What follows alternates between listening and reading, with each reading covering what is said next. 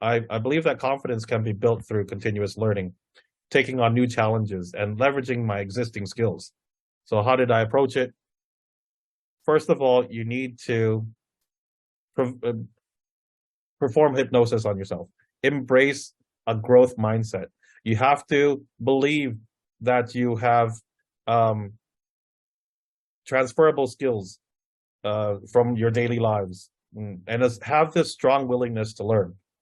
Embrace this growth mindset. Understand that any skill can be acquired, and don't give up. Second thing I did was, seek knowledge and training. Look online.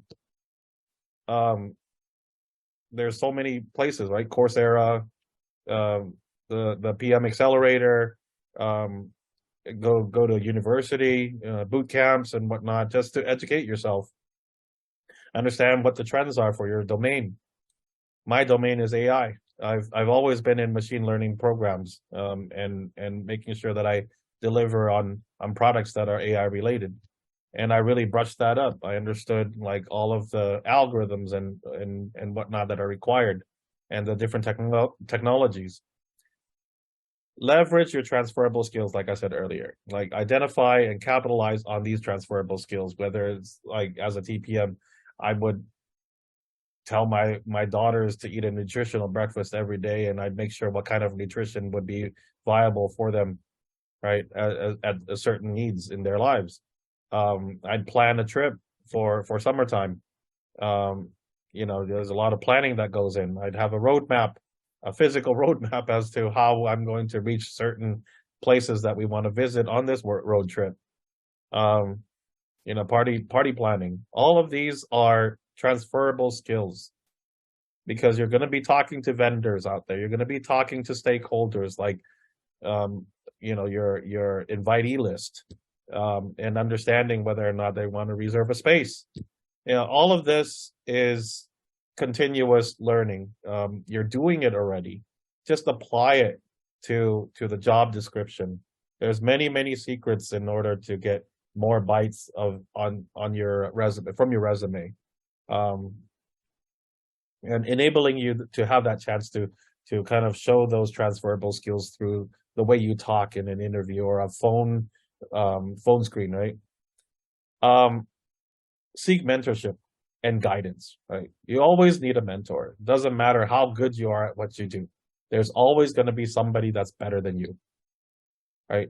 So seek mentorship, right? Talk to Nancy, understand from her what your weak points are. If somebody thinks that you're weak in a certain place, that could just be a person. But if a cohort of people, I'm saying, like, if you talk to several people and they're still saying the same thing, that means something. Don't continuously beat a dead horse, is what they say.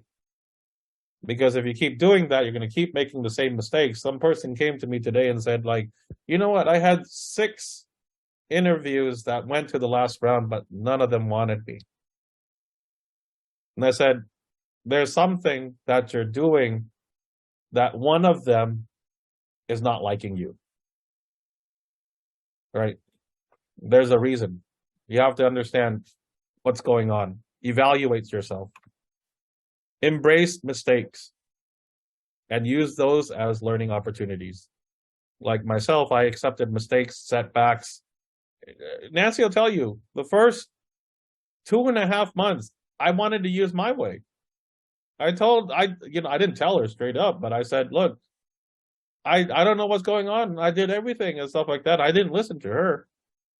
2.5 months before my stubborn butt finally said, okay, I'm going to use her way.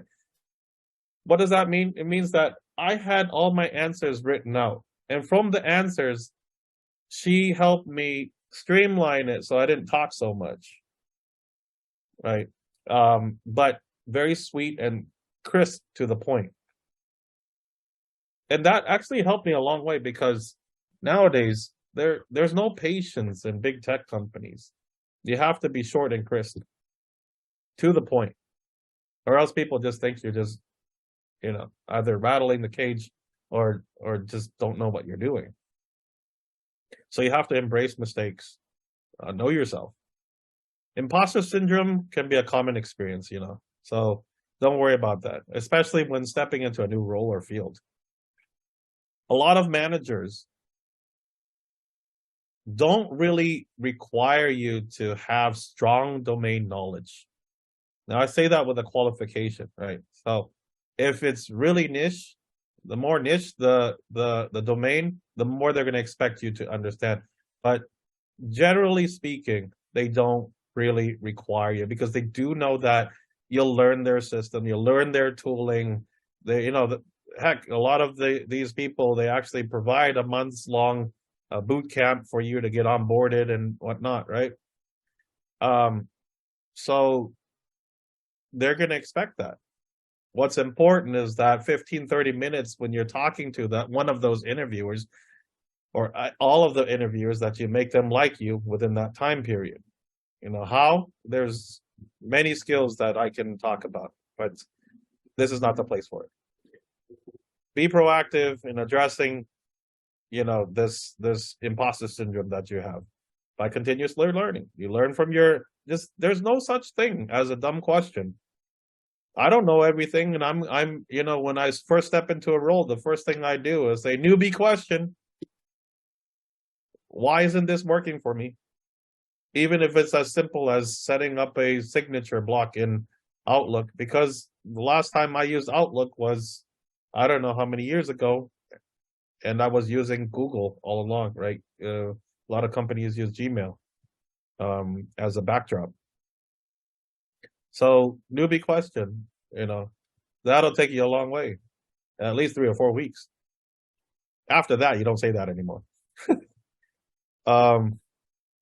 Yeah, and just speak assertively, because you have to feel confident in order to do your job. If not, you won't last. Al? Yeah. Do you know how many Q&As we have? There's more Q&A submitted in the chat. Want to make sure we cover those questions. Some of those questions really good in the chat. How many questions on the slides in total? I see another one. How did you choose between PM and being a TPM? I was hoping to see like these two main ones can cover a lot of the questions in the chat. Is it not covering it? There's one more question in the chat, which is more technical. Need more understanding on hybrid process, agile and waterfall. I think when you cover that, this is more technical. Yeah, this is technical. You guys can schedule some time with me for that, because there's a lot in the process. But as shortly speaking, my point there was not that you have to understand the technicalities behind the process. My point there was saying that you have to be flexible. Waterfall, as you know, is where, imagine yourself on an assembly line, a Coca-Cola assembly line. Imagine there was no automation at the time. So one person is going to is going to grab an empty bottle.